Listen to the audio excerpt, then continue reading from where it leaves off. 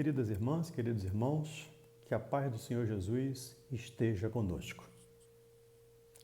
Não ajunteis tesouros na terra, onde a traça e a ferrugem tudo consomem, e onde os ladrões minam e roubam. Mas ajuntai tesouros no céu, onde nem a traça nem a ferrugem consomem, onde os ladrões não minam e não roubam. Porque onde estiver o seu tesouro, aí estará o seu coração. São palavras de Jesus e anotadas por Mateus, no capítulo 6, versículos 19 a 21. Esse capítulo 6, como sabemos, faz parte do Sermão da Montanha. Os capítulos 5, 6 e 7 de Mateus fazem parte do Sermão da Montanha. E é um sermão interessantíssimo, é um texto interessantíssimo de Jesus que algumas pessoas, mesmo não sendo religiosas, não sendo cristãs, disseram que esse texto substituiria todos os livros em termos religiosos, em termos de orientação religiosa no planeta. Tal a importância desse texto, desse sermão de Jesus. Mas a gente tem que fazer algumas perguntas, temos que conversar um pouco sobre esse tema que Jesus nos propõe. E algumas perguntas para vocês meditarem. A primeira é: vocês têm um tesouro? É a primeira pergunta. Qual é o tesouro? Ou quais são os tesouros que você possui? Onde você os guarda? No céu? Na terra? São tesouros que as traças corroem? Que os ladrões roubam? Não esqueça, ou não esqueçamos, de que aquilo que você busca, você achará. Com toda certeza, aquilo que você busca, você achará. E isso é uma outra fala do Cristo, é uma anotação também de Mateus, que está lá no capítulo 27 do Evangelho segundo o Espiritismo. E lá, Kardec pega um texto também bíblico, que está lá em Mateus capítulo 7, e diz: Pedi e dar-se-vos-á. Buscai e achareis. Batei e abrir-se-vos-á. Porque todo o que pede recebe, e tudo o que busca acha. E a quem bate, abrir-se-á. Ou qual de vós, porventura, é o homem que seu filho lhe pedir um pão, lhe dará uma pedra? Ou lhe pedir, porventura, um peixe, lhe dará uma serpente? E aí, Jesus nos alerta que nós, sendo pessoas, espíritos ainda imperfeitos, fazemos coisas boas. Imagine Deus, que é o nosso Pai, misericordioso, amoroso, que nos dá tudo aquilo de que precisamos. Isso está lá, como disse, em Mateus, no capítulo 7, também fazendo parte do Sermão da Montanha. E aí, queridos amigos, queridas amigas, vai um alerta.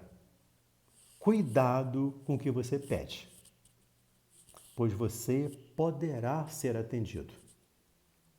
E poderá não ser nada agradável o que você tem pedido a Deus, ou vá pedir a Deus.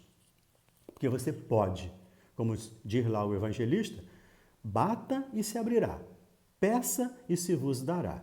Então, com certeza, você vai receber. E aí, se vocês me permitem, eu vou lembrar um caso que está narrado no livro Instruções Psicofônicas, capítulo 16, um livro do Chico Xavier, que tem como título Amarga Experiência. E a história é contada em primeira pessoa, é claro que eu não vou narrar aqui na primeira, mas ela é contada em primeira pessoa porque é a própria pessoa que viveu a história que conta através da psicofonia de Chico Xavier. E diz essa pessoa, esse espírito, ele era um banqueiro em Belo Horizonte. Um banqueiro famoso e que tinha dinheiro, como todo banqueiro, normalmente, tem muito dinheiro, e achava que com dinheiro ele podia ou poderia comprar tudo que ele quisesse. E viveu a vida em busca de dinheiro. A função dele, o objetivo maior dele era juntar dinheiro. Juntar dinheiro, juntar ouro, ações, enfim, ficar rico, rico, cada vez mais rico. E isso ele conseguiu. Só que a morte chega também para os ricos. Lembra-nos aquela passagem do Evangelho, também contada por Jesus, daquele homem que tem celeiros pequenos e colhe uma grande quantidade de grãos. E o que ele faz? Ele destrói todos os celeiros, constrói celeiros novos, grandes, grandiosíssimos, e os enche com os grãos. E diz, tranquilo, feliz: minha alma, pode dormir em paz, porque você vai ter com que se alimentar para o resto da vida. E aí, uma voz, lá no fundo da sua consciência, o concita, dizendo: insensato, ainda hoje perderás a tua alma. E naquela noite, o cidadão, aquela pessoa da história contada por Jesus, desencarna. E Jesus pergunta: para quem ficou todos os frutos? Para quem ficou todos os grãos? Então, essa história do nosso irmão, banqueiro lá de Belo Horizonte, é muito parecida com essa passagem contada por Jesus. E diz o nosso irmão banqueiro que ele tinha muito dinheiro, mas se viu morto. Ele dormiu e acordou, ele não sabe como morreu, mas o fato é que quando ele acordou, ele estava dentro de um caixão e sepultado. Então ele, como espírito, desperta sepultado dentro de um caixão. E fica naturalmente desesperado, porque como é que ele vai sair dali? E não sabe que morreu, ele não sabe que desencarnou. Então fica bastante desesperado e começa a gritar, a pedir socorro, a gritar socorro, socorro, e sente que a voz dele não sai dali, não sai daquele espaço onde ele está. Ele, como espírito, está ainda jungido, ligado ao corpo. E depois dele gritar bastante, ele percebe que duas mãos o puxam para fora e ele se vê fora daquele espaço apertado do caixão. E se vê, segundo ele, num campo, com ar fresco, uma lua um pouco clara, e ele se vê até feliz porque ele consegue respirar, já que ele não conseguia respirar onde ele estava. Só que ele não conhece esse lugar onde ele está. Ele diz que é um campo, é bonito, e de repente ele se vê rodeado nesse campo de caixas fortes de banco, aqueles cofres de bancos. E ele fica admirado com aquilo. Como assim? Onde eu estou? Por que tanto caixa forte perto de mim? E ele começa a tatear, então, já que está à noite, ele não está enxergando muito bem, ele meio confuso, começa a tatear aquelas caixas fortes e ele percebe que são túmulos. Os túmulos do cemitério, para ele, tinham se transformado em caixa forte onde se guarda dinheiro. Ele ficou meio alucinado, louco, saiu correndo, né? Foi para a rua, atravessou a grade, ele nem sabe como fez isso, atravessou a rua querendo ir para casa. E, segundo ele, quando ele está na rua, logo que ele chega na rua, vem um bonde. Isso é, a história é contada em 1954, tá? Então, vem um bonde e ele grita para o motorneiro, motorneiro, pare, o condutor, né? O condutor não parou. E ele, caramba, será que ele não me viu? E ele sai correndo atrás do bonde e consegue subir no bonde, fica meio pingente, pendurado ali no bonde. E quando ele percebe, ele olha para o bonde também é todo de ouro. E ele olha para as pessoas que estão dentro do bonde, todos vestidos de ouro. O condutor, o motorneiro, que era o cobrador, todos vestidos de ouro. E ele achou aquilo muito estranho, mas como ele estava indo para casa, tentou perguntar às pessoas o que estava acontecendo. Por que as pessoas estavam todas de dourado? Mas ninguém o respondia.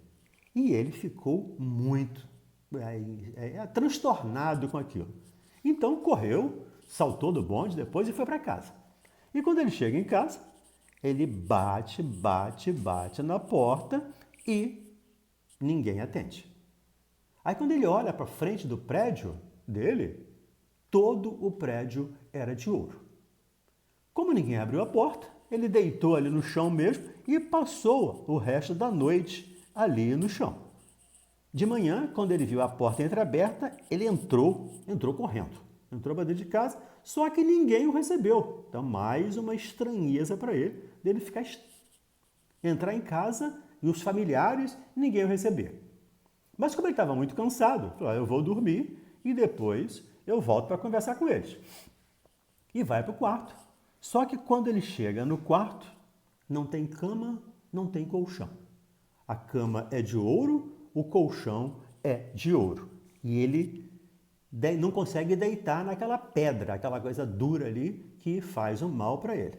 E ele, meio atordoado, se levanta com sede e vai então para o filtro, enfim, para pegar água para beber. E quando ele abre a torneirinha do filtro para pegar água, para botar no copo, a água sai em forma de ouro dentro do copo. E ele fica mais enlouquecido ainda. O que está acontecendo? Que ele não consegue entender direito. E aí ele tem fome. O que ele faz? Vai lá na despensa buscar um pão para ele comer. Só que quando ele pega o pão novamente vira ouro. O pão vira ouro. Eu não sei se vocês estão associando essa história com uma história da mitologia, do rei Midas, onde tudo ele tocava virava ouro. E nesse caso aqui não é mitologia, nesse caso aqui é verdade mesmo. Então ele tenta comer o pão, claro, não consegue, e então ele passa o resto do dia ali meio louco, tentando conversar, ninguém fala, ninguém responde para ele. E quando chega a noite, ele sai. Ele vai para a via pública, ele fala, acho que eu preciso buscar uma igreja, preciso buscar algum local onde eu possa orar, onde eu possa fazer um contato com Deus. Só que ele não tinha nenhuma intimidade com Deus. Ele nunca tinha construído essa relação com Deus. Como se vai conversar com Deus, ou se conversar com alguém, se nós não tivemos essa relação, se nós não fizemos essa amizade? Claro que ele não vai conseguir. Então ele sai meia-noite buscando igrejas e vê todas as igrejas lotadas, mas ele não consegue entrar. Só depois, ele diz, que vai saber que aquelas pessoas que estavam na igreja eram todas desencarnadas. E ele não consegue entrar. Então ele fica rodando, andando a noite toda, até que de manhã ele consegue encontrar uma igreja aberta, e para a missa das 6, e as pessoas estavam chegando para a missa das 6. Então ele, claro, vai acompanhar a missa. Entra, e muito louco, para confessar. Ele procura um padre para fazer uma confissão, porque ele estava achando que estava ficando louco. E quando ele busca o confessionário, ele se ajoelha diante do confessionário e ele vê o confessionário se transformar num caixa de banco, num guichê de banco. E mais medo, mais assustado ele fica. Então ele olha para o altar da igreja, o altar-mor, e vê ali um cofre forte, onde se guardava dinheiro.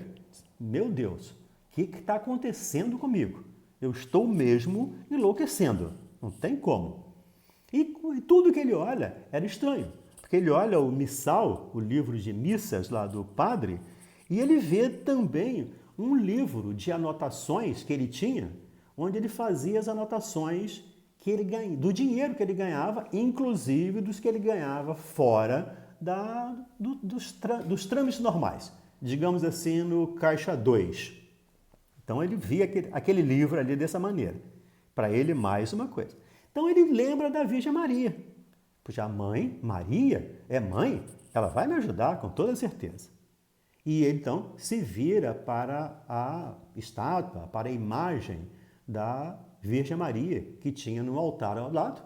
E quando ele olha, ele vê uma estátua toda de ouro, uma grande joia, num preço altíssimo. Ele diz, meu Deus! E as coisas continuam acontecendo. E ele, por fim, vai buscar as hóstias. Já que era a hora do padre distribuir as hóstias, ele vai buscar as hóstias. E quando ele olha para as hóstias, ele vê moedas de ouro tilintando. E aí ele fica mais assustado ainda. Meu Deus, o que está acontecendo? E tentando orar, mas como eu disse, não tinha nenhuma intimidade com a oração, é claro que ele não iria orar. Ele não sabia orar, ele não tinha intimidade com isso. Ele até ajudava algumas igrejas, algumas instituições, segundo ele, era amigo do arcebispo, amigo de muitos padres, amigo, sei lá, porque ele dava dinheiro, mas nunca teve nenhuma relação com Deus, nenhuma relação com a religiosidade. E isso, queridos amigos, é para nos chamar a atenção, para olharmos o que nós estamos fazendo com a nossa vida.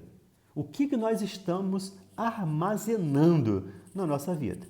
E por fim ele olha para a cruz que tinha em cima do altar-mor. E a cruz, pasmem, queridos amigos, queridos irmãos, a cruz vira um cifrão. E aí ele fica mais assustado ainda. Meu Deus do céu, o que está acontecendo comigo? A cruz vira um cifrão.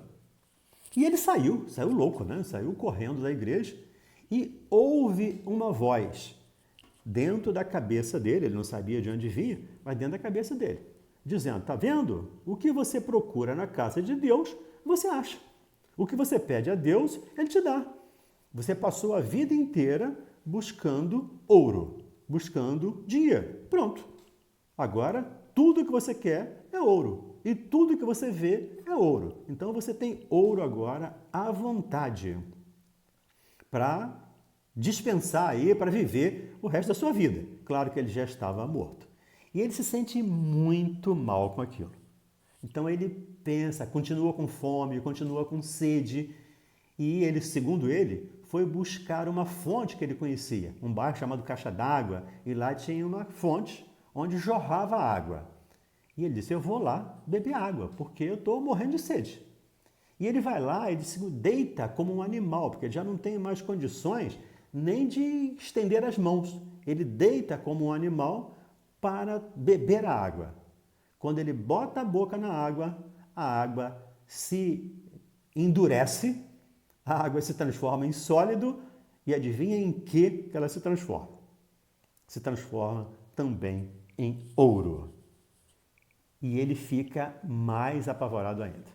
Aí, quando ele está nessa fonte, ele lembra de um amigo que ele tinha, que um amigo era espírita. Era um amigo meio estranho, meio esquisito, mas era espírita. Não sabia muito bem o que era, mas ele falava para esse amigo, o amigo falava para ele, que era espírita, que falava com os espíritos, e ele lembrou dele. Falou, será que o meu amigo pode me ajudar? Só que esse amigo já tinha desencarnado. Ele já tinha morrido. E aí, nessa hora, eu preciso orar, eu preciso pedir, eu preciso buscar de alguma maneira. E ele, então, lembrou desse amigo e foi só ele lembrar, o amigo apareceu. Apareceu do lado dele e foi para ele um grande alívio. Porque esse amigo, que era espírita, começou a conversar com ele, começou a explicar para ele o que estava acontecendo, o que tinha acontecido, que ele tinha desencarnado e que iria levá-lo para um local onde ele pudesse entender melhor o que tinha acontecido e onde ele pudesse estudar, crescer, se desenvolver e sair daquele estágio em que ele estava absolutamente preso ao tesouro que ele acumulou na terra. Então o amigo leva ele para o centro espírita onde o Chico Xavier trabalhava. O Chico e mais uma equipe de trabalhadores do bem trabalhava nesse centro e esse amigo espírita, já desencarnado, leva o nosso amigo banqueiro, que ele assinou aqui como F, leva o nosso amigo F para o centro. E ele chega no centro muito assustado, na companhia do outro, e olha em cima da mesa, existem várias folhas de papel datilografadas em cima da mesa. E ele olha aquelas folhas e adivinha o que ele vê? Cédulas. Cédulas de alto valor. Cédulas de dólar, na época não tinha euro ainda, mas hoje seria de euro, cédulas de alto valor. E ele fica muito assustado com isso. Então ele tenta observar o estudo do Evangelho. Já que as pessoas estavam lendo o Evangelho, então ele se aproxima para estudar o Evangelho, para ler o Evangelho. Só que quando ele se aproxima do Evangelho, ele vê na mão da pessoa que estava lendo o Evangelho um talão de cheques. Então, amigos, essa é a história do nosso amigo F, do nosso amigo banqueiro, que acumulou tesouros em todas as partes, tá? Menos no céu. Então, esse é um caso que eu resolvi trazer aqui para vocês para lembrar as palavras de Jesus. Não acumuleis tesouros onde as traças corroem. Guarde os teus tesouros nos céus, onde os ladrões não roubam, onde as traças não corroem. Então, é importante pensar isso. E aí, a gente tem que ter cuidado, agora, eu posso alertar, cuidado com o que você pede. Cuidado, porque o que você pede pode ser atendido. Aquilo que você está solicitando pode ser concedido. E pode não ser, como disse no início da nossa conversa, nada bom para você. Pode ser que você peça ouro e te deem ouro. Mas, queridos amigos, a exemplo do Midas, que tocava tudo e virava ouro, então ele não podia comer, ele não podia beber, ele não podia tocar no filho, porque ele tocava no filho e o filho virou ouro. Então, nós também temos essa possibilidade. Não de um ouro real, mas de um ouro imaginário. Me lembra aqui o livro No Mundo Maior, do André Luiz, quando ele encontra o pai dele, o pai do André Luiz, tirando ouro numa mina de ouro, segundo a ideia do pai dele, ele estava tirando ouro. Só que o pai dele estava no meio de um lamaçal, ele metia a mão no barro, tirava barro e dizia que estava tirando ouro do meio daquele barro. Então, esse ouro que esse nosso irmão viu, claro que tudo estava na sua cabeça, no seu cérebro, na sua alma. E a pergunta, de novo, é: o que você está guardando na sua alma? Porque, de novo, tudo que você pede, você pode conseguir. E se conseguir, não vai ser nada bom. Por isso, amigos, vale as perguntas que eu fiz no início. Você tem um tesouro? Você sabe qual é o seu tesouro? Onde você o guarda? Quais são os seus valores que você traz como tesouro? Porque aquilo que você ajunta aqui na Terra vai ficar na Terra. O tesouro que você vai levar para o plano espiritual é o tesouro que você tiver conquistado em termos de sentimento. Em termos de amor, de fraternidade, respeito, ajuda, trabalho no bem, enfim, tudo isso que os espíritas estão cansados de saber. Só que entre saber e fazer vai uma diferença muito grande. Então, o convite, a ideia aqui hoje é conversar um pouco com vocês sobre a necessidade de nos relacionarmos mais intimamente com Deus. Porque Deus quer sempre um relacionamento conosco. mas nós nem sempre o queremos. Deus, Jesus, os amigos espirituais estão sempre preocupados, querendo nos ajudar. Mas nem sempre nós estamos dispostos a receber essa ajuda. E muitas vezes trocamos Deus por Mamon. E sabemos, também nos lembra Kardec, que não se pode servir a Deus e a Mamon ao mesmo tempo. Porque se servir um, vai trair o outro. E, via de regra, nós escolhemos Mamon. Por quê? Porque nos mostra facilidades, nos mostra a porta larga, nos mostra a dita felicidade. Claro que não é felicidade nenhuma, mas nos mostra a felicidade. Então, nós escolhemos essas facilidades que vão nos causar enormes dificuldades mais tarde. Lembro aqui uma mensagem do Emmanuel, que está num desses livrinhos dele, aí, livrinhos no bom sentido, né? Caminho, Verdade e Vida, Vinha de Luz, nesses tijolinhos do Emmanuel, que ele fala que toda queda nos causa alegria, toda queda nos causa prazer, nos dá felicidade. Claro que é uma felicidade temporária, uma felicidade que vai acabar daqui a pouco, mas quando estamos caindo, segundo Emmanuel, nós estamos sorrindo. E toda ascensão é árdua, é difícil, é dolorosa, custa muito para se conseguir essa ascensão. Então, o que nós vamos escolher? A queda ou a ascensão? Só que precisamos entender, ninguém vai caminhar por nós. Eu tenho que fazer o meu caminho. Nem Deus vai fazer o caminho por mim. E nem vai me obrigar a seguir um caminho. Como não obrigou o nosso irmão F a pensar no ouro, a juntar ouro, a fazer uma fortuna em termos de ouro, mas entrou no plano espiritual absolutamente mendigo, absolutamente miserável.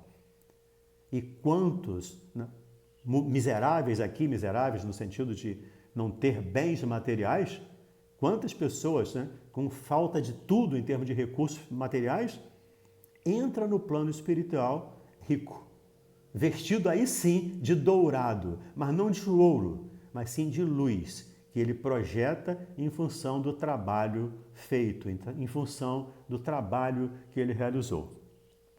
Fica o convite para nós, para que pensemos bastante onde estamos guardando os nossos tesouros. Porque todos temos tesouros. A pergunta foi, você tem um tesouro? Sim, todos temos. Todos temos um desejo central. Mas eu estou focado em quê? O meu desejo central está focado em quê? Em Mamon ou em Deus? Aí é questão de escolha. Por isso, queridos amigos, trouxe aqui essa mensagem para vocês hoje, para que reflitamos a respeito. É claro que eu também reflito sobre isso, e o que eu falo, em princípio, é para mim. Né? Tudo que eu li, essa mensagem, tudo que eu falei aqui, eu falei para mim, estou até com fone de ouvido aqui, então eu sou o primeiro a ouvir o que eu estou falando. Então, estou falando para mim. E claro que se servir para você, eu vou ficar muito feliz de você poder repensar, refletir sobre o que nós estamos falando e fazer as boas escolhas. Que o Senhor Jesus continue nos amparando, Ele nunca deixou de nos amparar, mas que nós estejamos receptivos ao amparo que Ele nos oferece. Então, grande abraço a todos vocês, muita paz, que a paz do Senhor Jesus possa estar sempre entre nós. Grande abraço.